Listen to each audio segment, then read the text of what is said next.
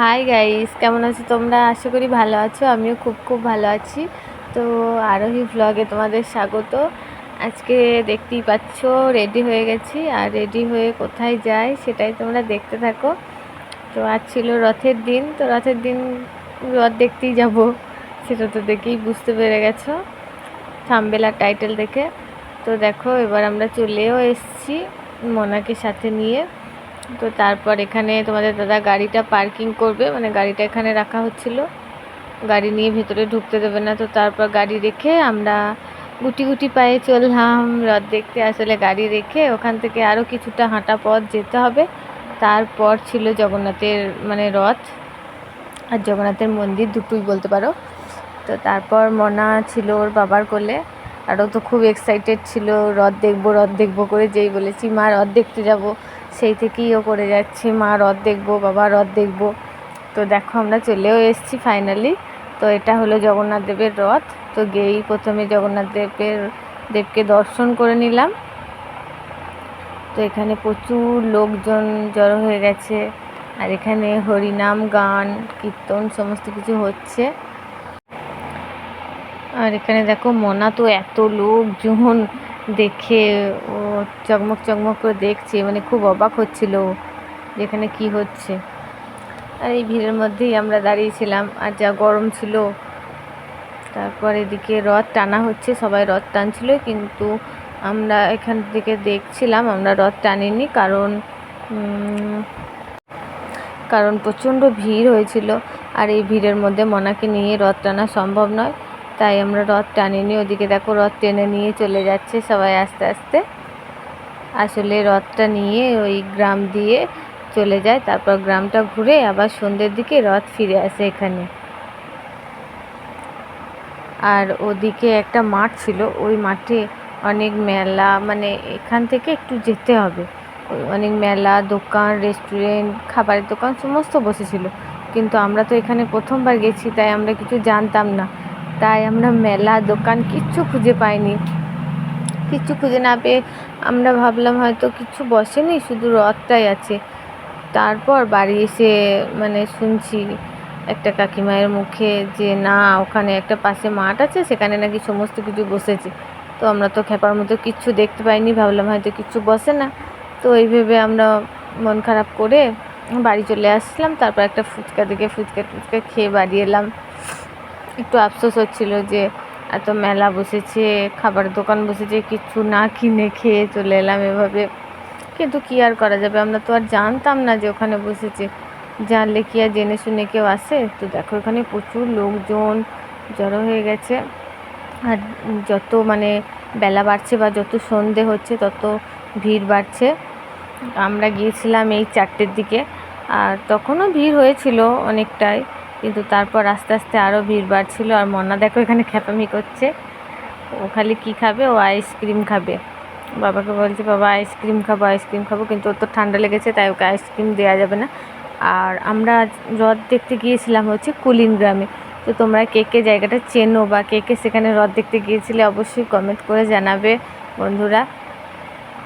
আমরা থাকি হচ্ছে বর্ধমানে জৌগ্রামে, আর জৌগ্রাম থেকে কুলিনগ্রাম বেশি দূরত্ব নয়, খুবই কাছেই। তোমরা যারা থাকো বা যারা জায়গাগুলো চেনো তারা হয়তো বুঝতে পারবে। তো তারপর দেখো আমরা রথটার দিকে সন্ধে হওয়ার আগে ভাবলাম মনাকে নিয়ে বাড়ি চলে যায়। তো তারপর আবার সেই রাস্তা দিয়েই হাঁটি হাঁটি করে চলে এলাম বাড়ির দিকে। তো এখানে গাড়িটা রাখা রয়েছে, গাড়িটা তোমাদের দাদা নেবে, তারপর আমরা যাব বাড়ির দিকে। এখনও দেখো আমরা দেখে চলে যাচ্ছি, এখনও কত মানুষ আসছে দেখতে, কারণ রথ তো চলে গেছে, এবার যখন রথ ফিরে আসবে তখন তারা দেখবে। তো গাড়িতে চেপেও পড়েছি, এদিকে মনাকে নিয়ে চললাম বাড়ি, মন খারাপ করে যে কিচ্ছু বসেনি, কিচ্ছু কিনতে পেলাম না, খেতে পেলাম না, এই ভেবে আর কি। যে মনে মনে হচ্ছিল যে এত ভিড় লোকজন, কিন্তু কোনো মেলা দোকানপাট নেই কেন। তো আস্তে আস্তে দেখো একটা ছোট্ট কিউট পাড়া রথ দেখতে পেলাম, বাচ্চারা করেছে রাস্তার মধ্যে। তো তারপর ফাইনালি একটা ফুচকা কাকুকে দেখতে পেলাম, তো বললাম চলো ফুচকা খাওয়া যাক, খালি মুখে তো আর বাড়ি যাওয়া যায় না। তো তারপর আমরা এখানে একটু ফুচকা খেয়ে নিচ্ছিলাম, আর ফুচকাটা বেশ ঝাল ঝাল হয়েছিল। আর মনাকে এখানে একটা শুকনো দেওয়া হয়েছিল, তো আমি ওকে বলছিলাম আমায় একটু দাও দাও, কিন্তু না, ও তো দেবে না, বলছে না দেবো না, না দেবো না। কিন্তু শেষে জানো তো ও দেয়, ও সব জিনিসটাই সবাইকে দিয়ে খায়, না দিয়ে খায় না। যেটাই খাক আমাকে খাইয়ে দেবে, ওর বাবাকে খাইয়ে দেবে, মানে ওখানে যেই থাকুক সবাইকে খাইয়ে বা দিয়ে তারপরও খায়। তো এই করতে করতে আমরা ফুচকুচুকে খেয়ে বাড়ি চলে এসে, বাড়িতে এসে তোমাদের দাদা ভাই একটা রেসিপি বানাচ্ছিল। ও বানাচ্ছিল হচ্ছে সিঁড়ি ভাজা বা ঝুরি ভাজা, তোমরা যে যেটা বলতে পারো। তো এখানে এটা কি বলো তো, আলু সিদ্ধ করে সেটাকে মিক্সিতে ব্লেন্ড করে নিয়েছে, তারপর আলুর সাথে হলুদ গুঁড়ো, লঙ্কা গুঁড়ো, জিরে গুঁড়ো, ধনে গুঁড়ো অ্যাড করে তার মধ্যে বেসন, আমি বেসনটা খুলতে পারছিলাম না। আর এখানে দিচ্ছে চামচে করে কিছুটা বিট নুন। বিট নুন না থাকলে তোমরা এমনি নুনও অ্যাড করতে পারো, কোনো অসুবিধা নেই। তো তারপর বেসন অ্যাড করছে, বেসনটা অ্যাড করে ভালো করে ফেটিয়ে নিতে হবে। ওই আলুর মিশ্রণটার সাথে বেসনটা ভালো করে ফেটিয়ে নিতে হবে।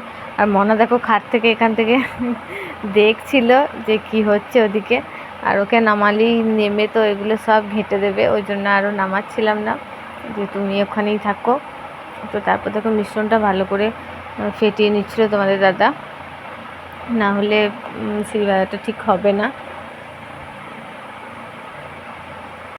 তো তারপর সেটাকে একটা প্লাস্টিকের মধ্যে ভরে, কারণ আমাদের সেরকম কোনো ছান্তা বা কিছু ছিল না যেটা দিয়ে ঝুরি ভাজাটাকে আর কি বানাবে, তেলের মধ্যে দেবে। তাই একটা প্লাস্টিকের মধ্যে পুরে সেই প্লাস্টিকটা মানে ফুটে করে নিয়েছিল, তারপর কড়াইয়ের মধ্যে দিচ্ছিল। দেখো আরও মোটা মোটা হয়, কিন্তু অতটা মোটা হয়নি, কারণ প্লাস্টিক তো মানে সরু সরু হয়েই বেরোচ্ছিলো। তো এখানে কড়াই দিয়ে দিয়েছে। তারপর দেখো হচ্ছে তোমরা বাড়িতে ট্রাই করতে পারো, খেতে মোটামুটি ভালোই হয়েছিল, খুব যে খারাপ হয়েছিল তা বলবো না। মানে এই সন্ধ্যের স্ন্যাক্সে খেতে পারো, বিকেল টাইমেও বানিয়ে খেতে পারো। তো এখানে ও ভাজছিল, তারপর আর ভাজতে হবে জানো তো খুব হালকা ফ্লেমে, মানে গ্যাসটাকে খুব লো ফ্লেমে দিয়ে ভাজতে হবে, কারণ হাই ফ্লেমে দিলেই না জিনিসগুলো পুড়ে যাবে, তো আর খেতে খুব একটা ভালো লাগবে না, তারপর তিক্ত ভাব হয়ে যাবে পুড়ে গেলে। আর এখানে দেখো একবার তুলেও নিয়েছে, মানে একবার হয়ে গেছে, তারপর মন্নাকে বাটি করে দিলাম টেস্ট করতে। সব কিছু রান্না হলেই আমরা মনাকে দিই যে খেয়ে দেখ কেমন হয়েছে, ওকে দিয়েছি তো মুখে ভরি বলছে মা মানে গরম, ওর গরম লেগে গেছে। তো তারপর আমি একটু ফু দিয়ে ওকে দিলাম, বললাম নাও এবার খাও, দেখো আর গরম লাগবে না। তো এবার ও খাচ্ছে, আমি জিজ্ঞেস করলাম কেমন হয়েছে, প্রথমে বললো না ভালো হয়নি, তারপর বলছি খুব টেস্টি। আর এখানে দেখো প্রায় আর হয়ে এসেছে, এই যে মোটা মোটা দেখছো এগুলো বেশ এরকমই হবে, কিন্তু সবগুলো এরকম হয়নি, এক একটা মানে ছোট ছোট ঝিরঝিরি ভাঙা ভাঙা হয়ে গেছে। তো আমাদের সন্ধেটা আজকে এই ঝুরি ভাজা বা সিঁড়ি ভাজা খেয়েই কাটবে। ব্লগটা এখানে শেষ করছি বন্ধুরা, ভালো থেকো, সুস্থ থেকো, টাটা।